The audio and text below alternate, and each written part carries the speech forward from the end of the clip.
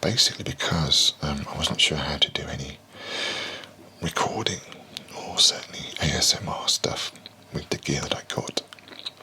And a couple of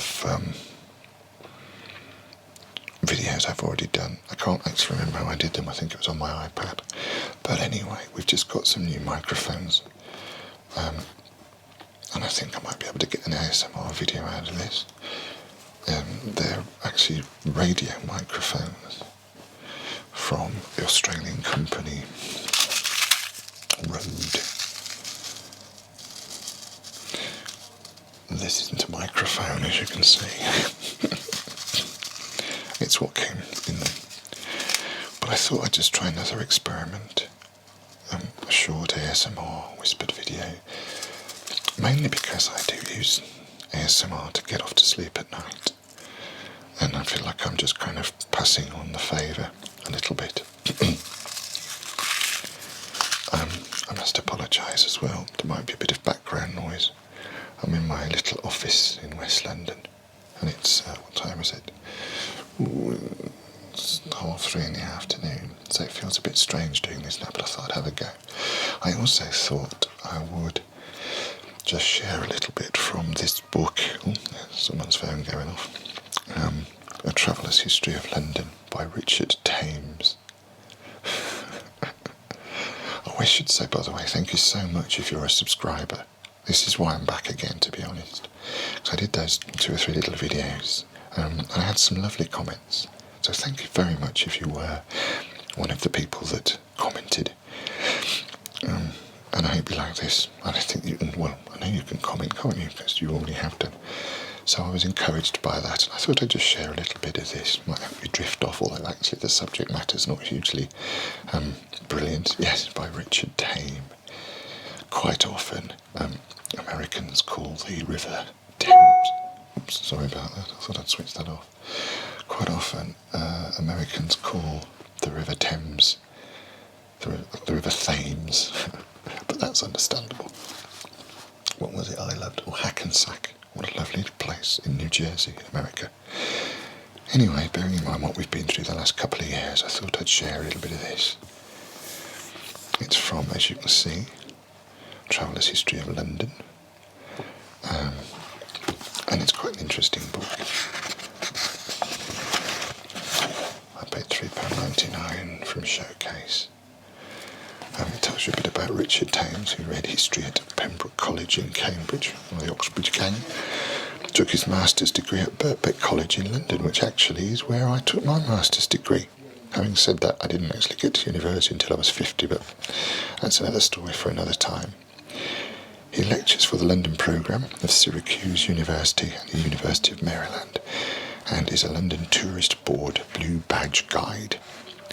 He's the author of over a dozen books on London, excuse me, and also the author of 3 other titles in the Traveller's History series, Bath, Oxford and Japan. He gets around, doesn't he? I know, yes, I don't know anything about Japan. I do know Bath quite well, and I do like Oxford. There's a lot of history there, literary history, which we might talk about at another point. J.R. Tolkien and, all that lot. But I thought, bearing in mind what we've been through over the last couple of years, I'd share Richard's knowledge of this. A picture of Samuel Pepys, of course. Pepys's diaries are famous all over the world. And we might be looking at Pepys's diaries because some of them are really interesting. I mean, it's all really interesting, but some of them are very human. But I thought we would just, for your relaxation, look at this little section here on the Great Plague, bearing in mind what we've just been through. Excuse me, a bit of a cold as well. It is no exaggeration to call the epidemic of 1665 the Great Plague, for it exceeded all previous visitations in scale and severity.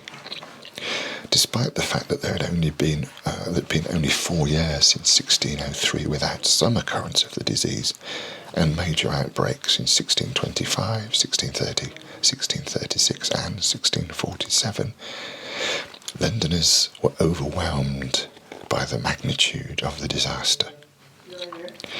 Official statistics put the death toll at 68,576 over a period of 18 months. The figure was probably around 100,000 because, in the alleged interests of public morale, the parish clerks making out the weekly bills of mortality frequently falsified the cause of death and attributed plague fatalities to anything from worms to lethargy. The epidemic began in earnest in April after a severe winter which had held it in check. It sort of goes against what's happened with us and our current plague. Within the month, those who could afford to do so had begun to flee the capital, and the authorities were hastily putting up new pest houses. The warm summer helped spread the infection rapidly, as did the official policy of exterminating all dogs and cats, the only effective check on the rats, which were the actual carriers of the disease. I think that's a contemporary picture as well at the time of someone being buried. In the background is St Paul's Church, Covent Garden. Of course the church is still there now, although this looks quite a bit different. Does it? Yes, it does a bit. I'm much actually thinking about it. By July, 1,000 were dying each week, and by August, 2,000. September saw the peak, over 12,000 in a single period of 7 days. Many priests, doctors and apothecaries courageously stayed at their posts, and many quacks filled the ranks of those who did not. Not a lot changes, does it? There was little enough that any of them could do. The standard treatment was to light fires in the sweltering streets, to purge infectious air, and to impose quarantine, which involved locking up an entire household for 40 days if any of its members fell sick. That's a fairly long sanction, isn't it? The door was marked with a red cross and armed guards posted to prevent breakouts. Isolation could lessen the risks of infection. Some 10,000 Londoners marooned themselves on boats moored in mid-river. Their survival rate was higher than any other group which remained in the capital. We'll just deal briefly with the economic collapse. It all sounds very familiar, doesn't it? Wholesale disruption of normal daily life led to a collapse of the metropolitan economy. Shops went bankrupt for lack of customers. Because the Newcastle colliers refused to put in coal, workshops closed for lack of fuel. Unemployed servants and apprentices were thrown onto the streets to live by begging or looting deserted houses. Grass grew in the streets. Not until November and the onset of cold weather did the weekly death toll dip below 1,000. Not until February 1666 did the King and Court judge it safe to return from Oxford to St James's.